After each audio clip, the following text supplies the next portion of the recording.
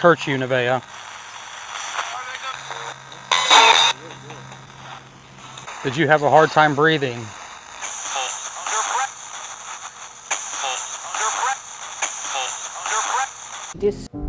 Didn't we just hear that a couple minutes ago? Now I got to go back and find out. I swear to God, we heard that a couple minutes ago.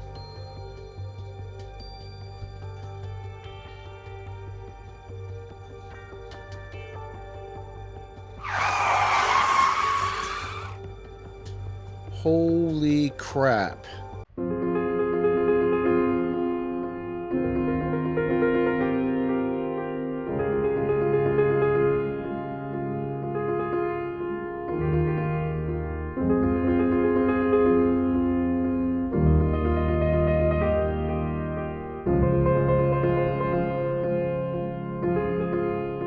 Tonight's big story, the search for Nevaeh Buchanan continues. Rescue teams focused their efforts on 2 quarries in Monroe this morning.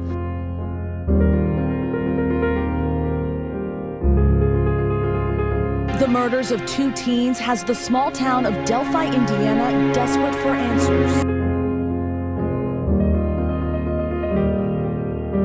Well, it's been 8 months since 15-year-old Sebastian Rogers was last seen at his home in Hendersonville. This morning, the search continues for the missing young man.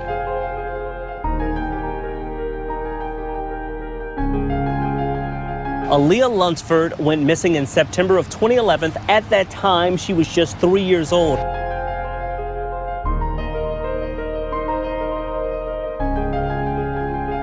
Ashley Mullis was last seen in September 2013 in Muncie. My brothers and I knew that we had the knowledge and experience to communicate back and forth with the spirits, but would it be possible to help solve some of these cases using those same techniques and theories?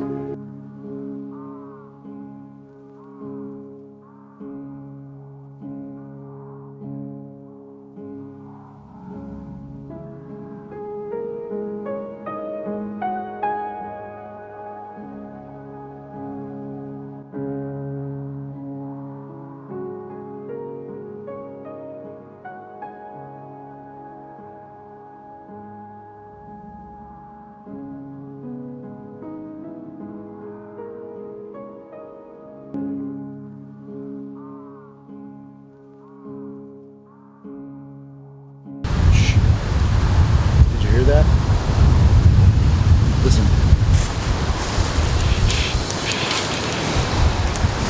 Hey everybody, I'm George Foreman, the Foreman brothers' 4th long-lost brother. Today we're going to take a deep dive into the series Chasing Evil that is produced by my brothers and myself. Got some interesting takes on it. If I'm being honest and objective, honestly, this is a great series. I loved it. It's filmed well, it's produced well, it's edited well. Everything is done really good. The stories are fascinating. I do think that they are helping some of these people, but then they do this. Nevaeh, are you out here with us right now? Is the same spirit we were talking to earlier? Can you hear us? Paul Miller will take you from this parking lot.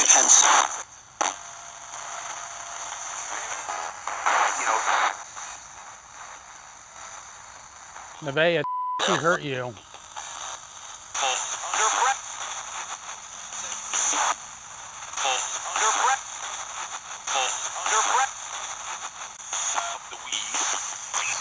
Nevaeh, can you hear us? Yes or no? 4747. Say yes.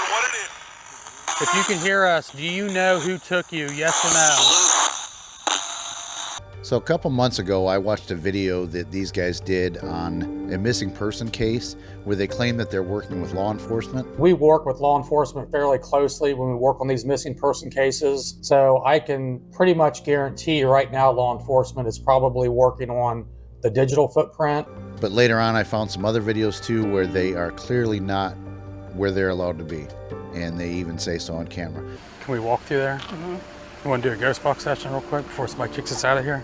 Nevaeh, we're at the apartment complex now.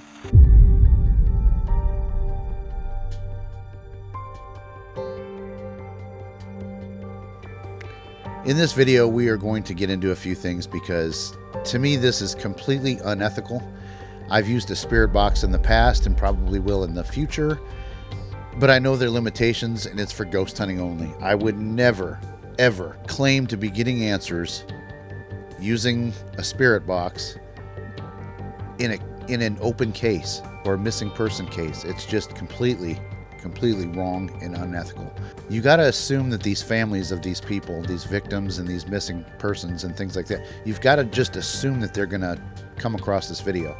Do you want to give them hope, claiming that you're giving them answers as to where the whereabouts are of their loved one that's either been murdered or is still missing? It's just extremely wrong to me. After I found the first case, the Sebastian Rogers one, which is very, very fresh and active and ongoing, and to see what these guys are doing with the spirit box, it just blew my mind. We're going to show some examples of other cases that they've done. I'm going to show an example of a mock case that I did that proves that you can get the spirit box to say whatever you want it to say. I made up a little mock video on that. I didn't use a real case. If anybody's a Sopranos fan, you know, I think it was season 2 or 3 maybe, where Big Pussy, who was a main character, got found out that he was a rat. So, you know, he got whacked. We're going to use that as a basis for what the spirit box can tell us, you know, and give us clues on that scenario. But before we get into any of that, let's first go over what a spirit box is and have a good friend of mine, Crow of Judas, give us his thoughts on the spirit box.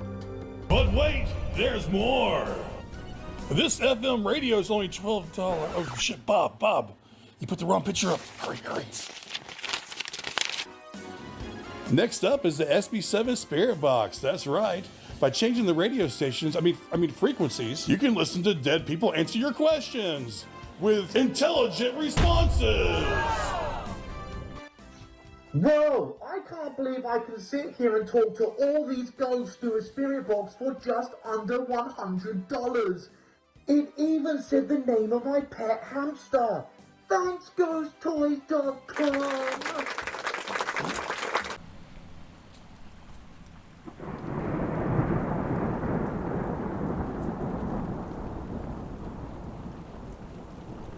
Let's see if this works. So today we got a call.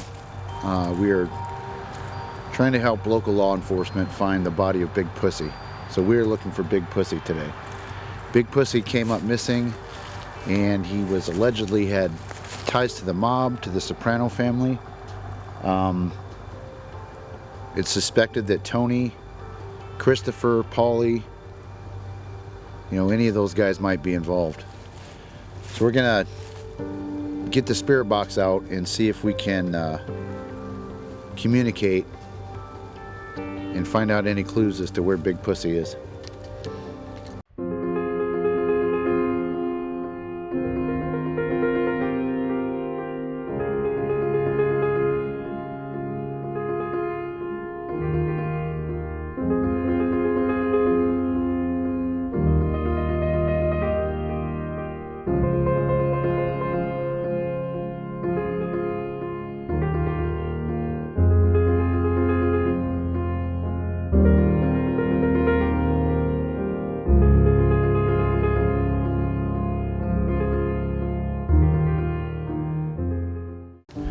Knowing what we know about the spirits and our methods of communicating with them, we found this spirit box to be pretty effective before in the past, so we're going to give it a try and see if we can get any clues as to where Big Pussy is.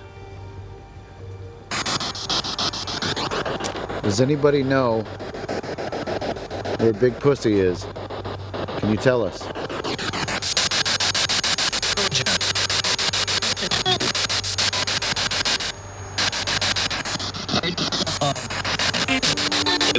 Big Pussy dead.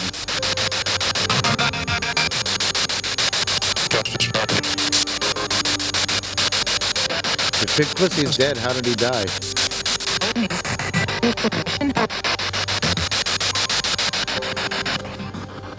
Does anybody know where Big Pussy is?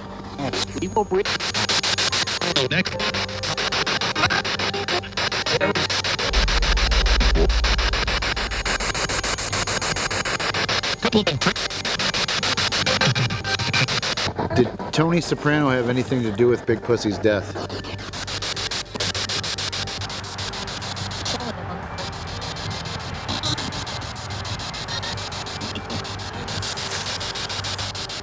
Was Pussy part of the mob?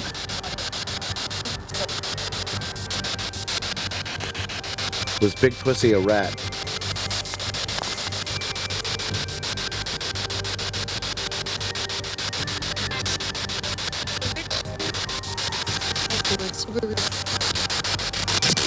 Is Big Pussy an informant for the FBI?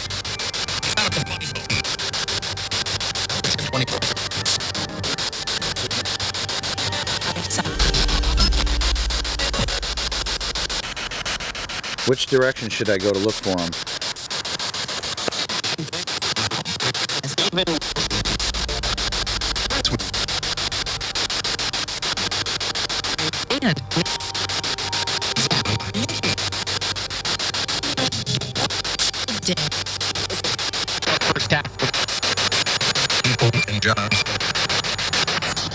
Is Big Pussy out here in these woods?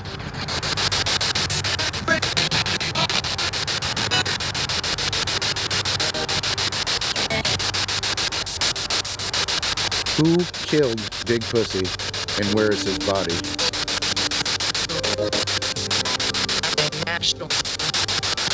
Okay, so just so you guys all know, this is obviously parody. And I didn't want to use a real case because I don't want anybody to ever see this that would be involved with a real case. I think it's disrespectful, and we're just not going to do stuff like that. So now that I've embarrassed myself enough out here, I think we'll call it a wrap. I guarantee you I can turn this into something related to The Sopranos.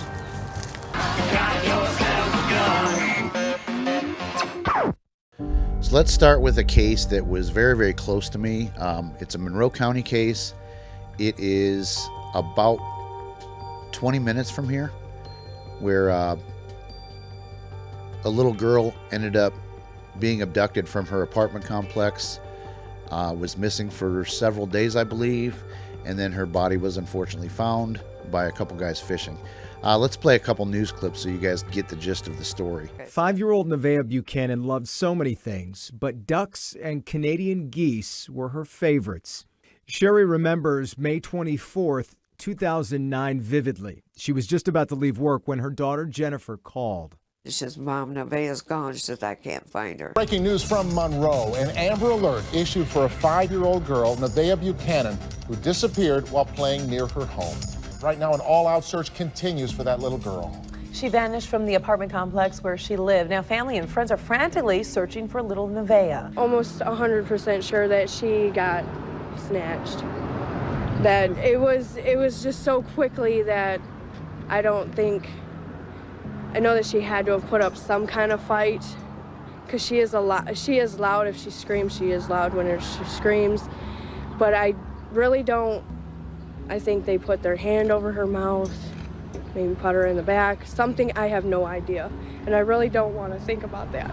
It was 11 days after Nevaeh was abducted that her body was found here along the banks of the River Raisin.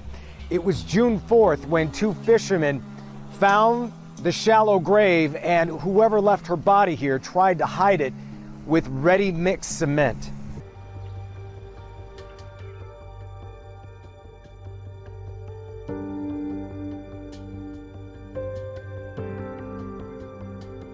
These guys know all about the story. They know the players involved, the suspects, this and that and the other thing, and then they run out there with the spirit box and they get answers. Really? Are you really getting answers? Or are you hearing what you want to hear when you play it back later on? So let's dive into some of these clips. These are some of the worst ones in my opinion. Can we walk through there? Mm-hmm. You want to do a ghost box session real quick before somebody kicks us out of here? Nevaeh, we're at the apartment complex now. Are you out here with us?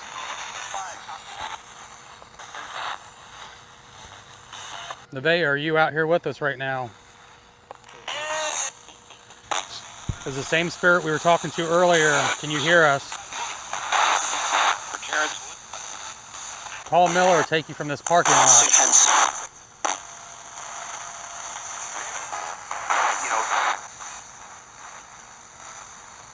Nevaeh, he hurt you.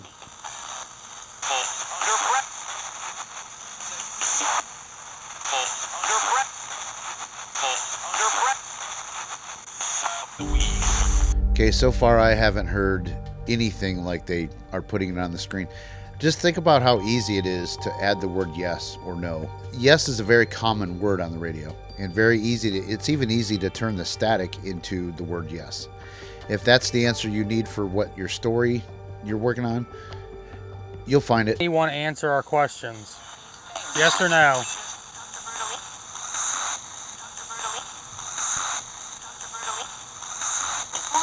So something murdered me.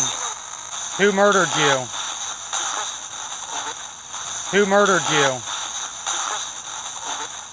Who murdered you?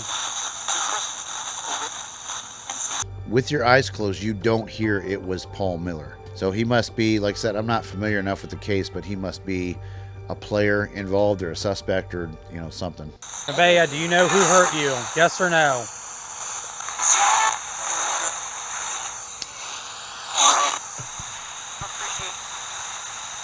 Who did you get in the car with?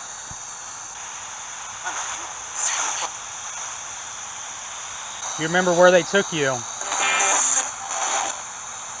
You remember where they took you? You remember where they took you?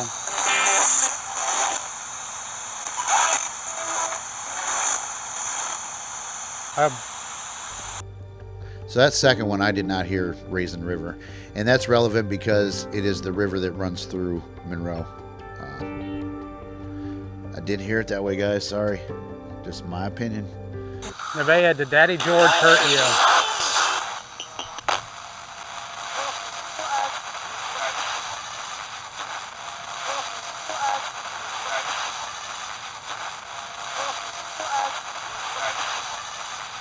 Action News got this first look into the motel room of George Kennedy, where he'd been living. According to the affidavit and search warrant, 2 kids ages 5 and 8 told investigators that Nevaeh went into the woods and was kidnapped by a bad man. One of those children referred to the man she was meeting as Daddy George. Now, police will only say they are evaluating those statements and say George Kennedy is one of multiple persons of interest. Does your mom know? So now we've got 2 confirmed suspects based on their spirit box and their advanced communication with the spirits using the spirit box. Which one is it? Like, if you guys are really there getting answers, who is it? You picked out 2 of the suspects that apparently have been named by the news. Nevaeh, are you watching everybody that's trying to help you?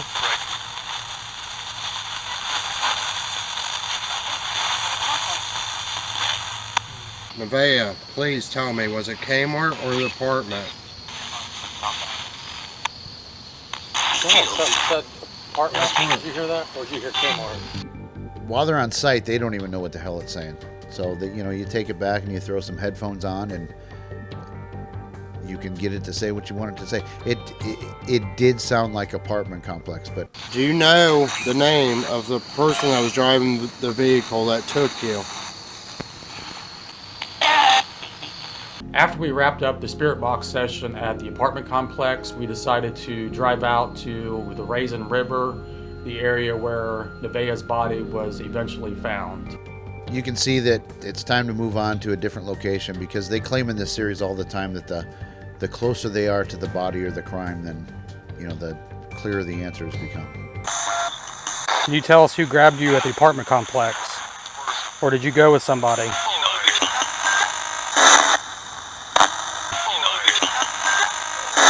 You know what Sean left at the cemetery for you?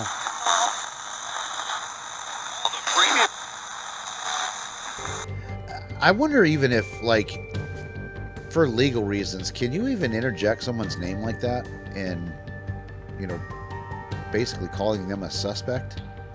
You know, I don't know if you can do that or not. I'm definitely not a lawyer. You know who the guy is that's with us? Can you say his name? Did hurt you, Nevaeh? Did you have a hard time breathing?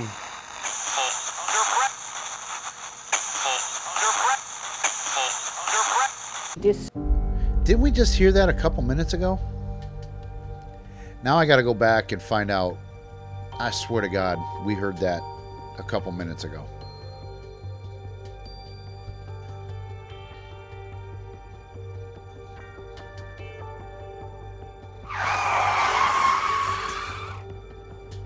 Holy crap.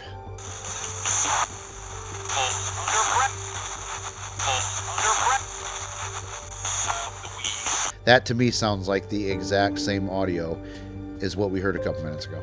So we'll be back.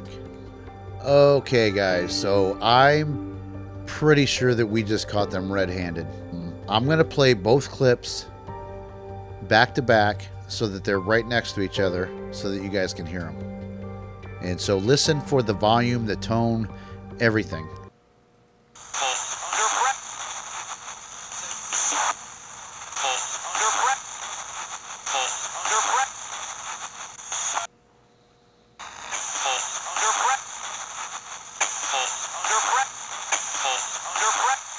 Man, that is the same freaking audio. Exactly the same. They overlaid that audio at that other location. That's straight up faking stuff, dude. Like, if you notice too, there was a really goofy cut right before that answer came through the second time, because they were doing a session, then all of a sudden there was a cut that they did, not me, but they did the cut, and then it went to just that one answer where it says Paul held her breath. Again, I don't hear it that way, but apparently they're trying to accuse Paul of being somebody that's involved with this murder. Wow. Holy shit.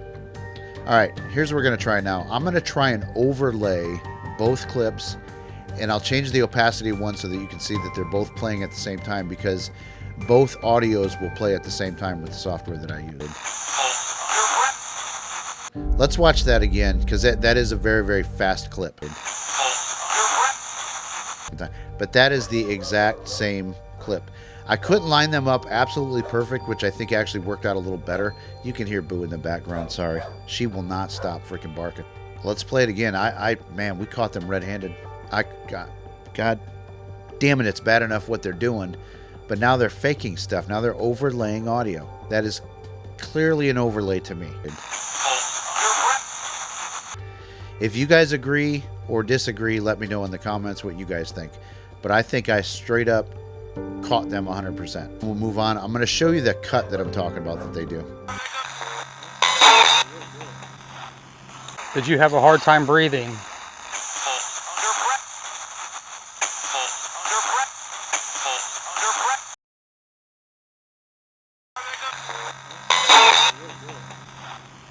Did you have a hard time breathing?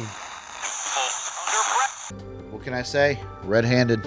You guys got some splaining to do, and their fans, they're going to come in. They're not even going to watch this video. They're going to see the title, and they're going to talk a bunch of shit. Watch the damn clip with an open mind. That's what irritates me about them people. They read the title, and then they go ballistic, not even watching what the freaking point is. So I originally was just thinking this was going to be a reaction video. I had no idea that we were going to catch them doing something. I wonder how often they do this in their videos. It angers me more the fact that this is a freaking unsolved case where the families are still around. They can see this. Another thing that irritates me about this one that they did is the family is not on board with this, because the family isn't around them. I don't know who that lady is, but she's not a family member from any of the news clips that I've seen. So there you have it, folks. I'd call that busted. Okay, so let's leave this case for now. There's two more things I want to get to in this video. The Chasing Evil series is older. Like I said, I really, really liked it until I saw this shit. The newer one that they did on this Sebastian Roberts case it's worse. They've gotten worse than from what they were back in the day. And to exploit an ongoing, very fresh case, like when they're doing this, this poor boy has not been missing that long. And then they start out by doing a remote session, like not even going to the place. I don't get it.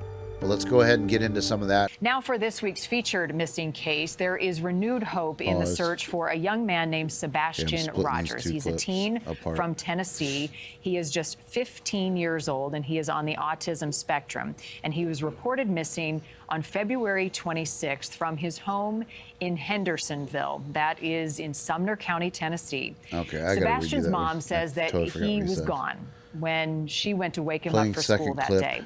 Police say there has been no evidence of foul play, and the family is cooperating. Authorities have scoured miles of land looking for Sebastian, but there have been no leads to this point. Today we're going to take a look at the case of missing Sebastian Rogers from Hendersonville, Tennessee. Yesterday I ran a spirit box session.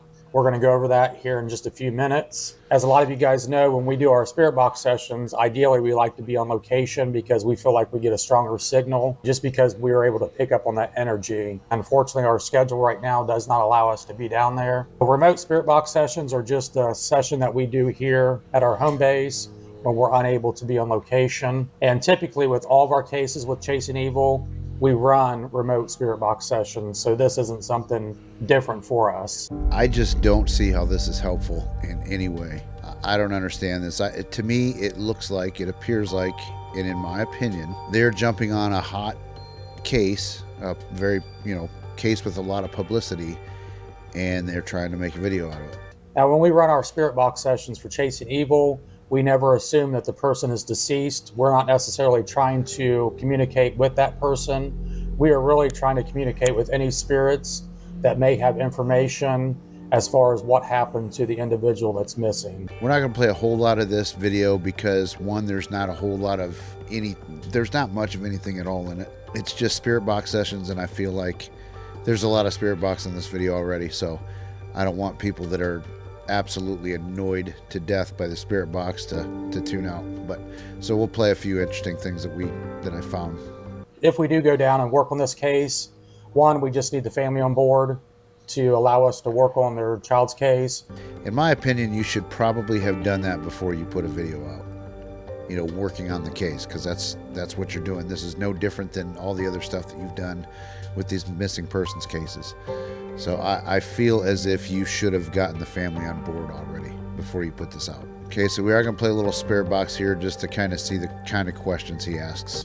I am attempting to communicate with any spirits that may know what happened to Sebastian Rogers from Hendersonville, Tennessee. Can you hear me, yes or no?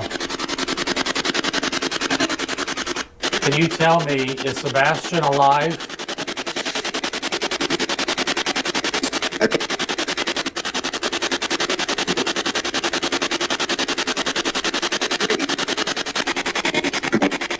If Sebastian was hurt, can you tell me what he is near? I guess one of my biggest gripes about this video and some of the other ones they've done is that what if the family is watching this? And let's say there's a suspect that they feel may be involved and they think they hear the name and then it gets their brains moving, and you know what I mean? It's not good. There's nothing, no good can come from this.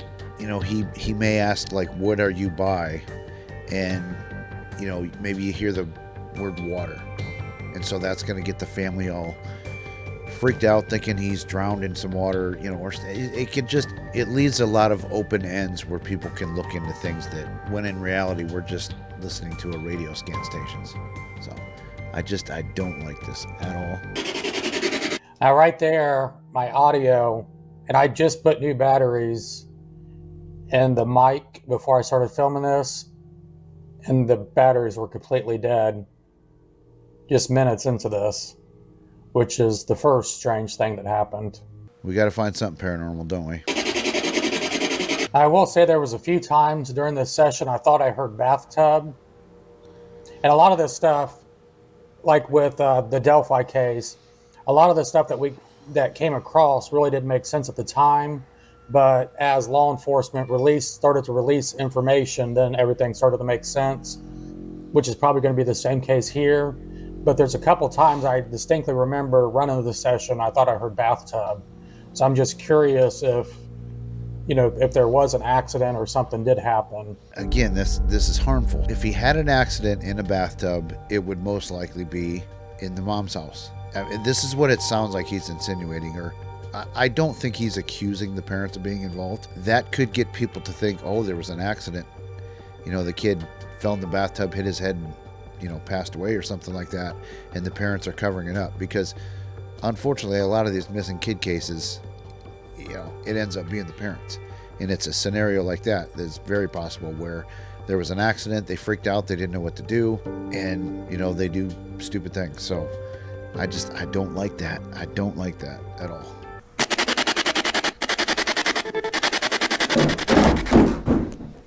Jesus. That freaking thing just fell. Okay, that was creepy. Had this thing blocking some of the light coming through here. It's been sitting up there for at least an hour. If somebody hurt Sebastian, can you give me the name of the person that hurt Sebastian?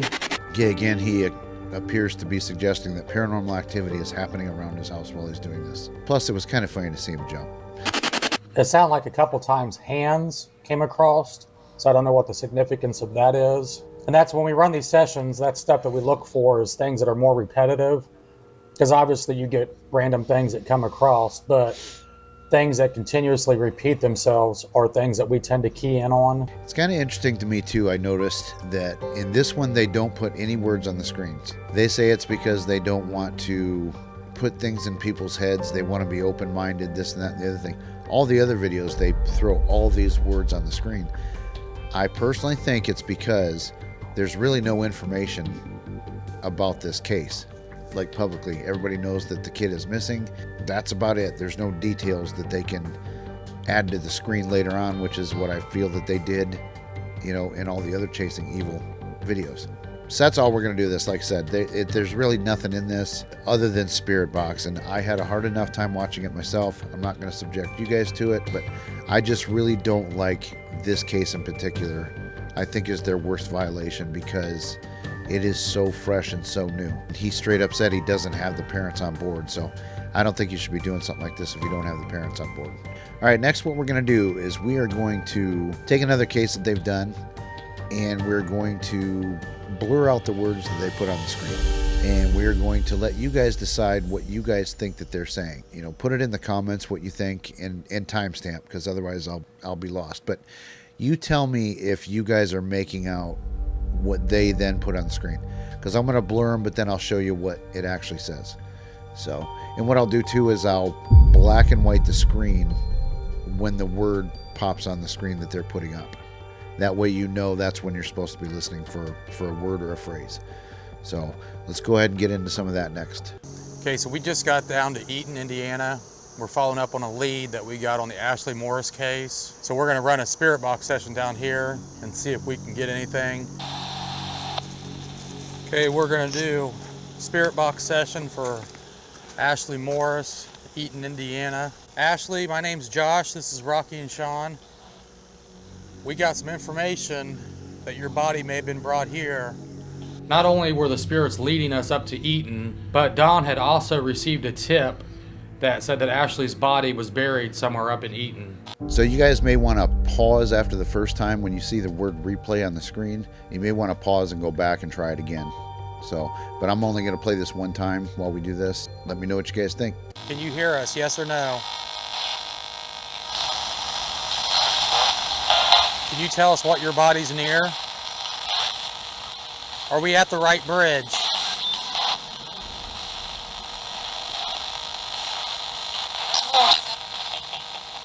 Can you hear us, yes or no?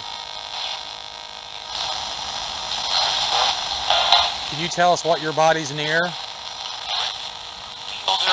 Bridge. Are we at the right bridge?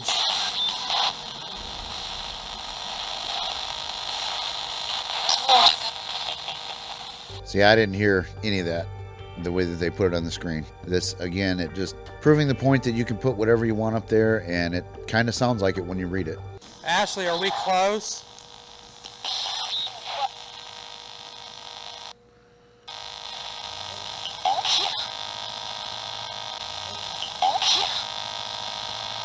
Ashley, are we close? close.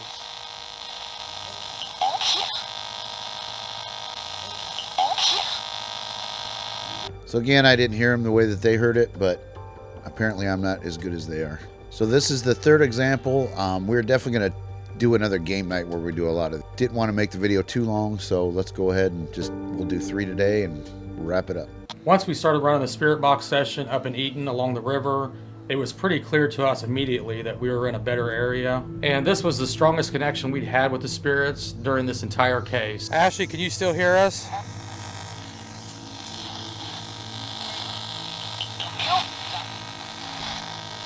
Josh. Once we started running the spirit box session up in Eaton along the river, it was pretty clear to us immediately that we were in a better area.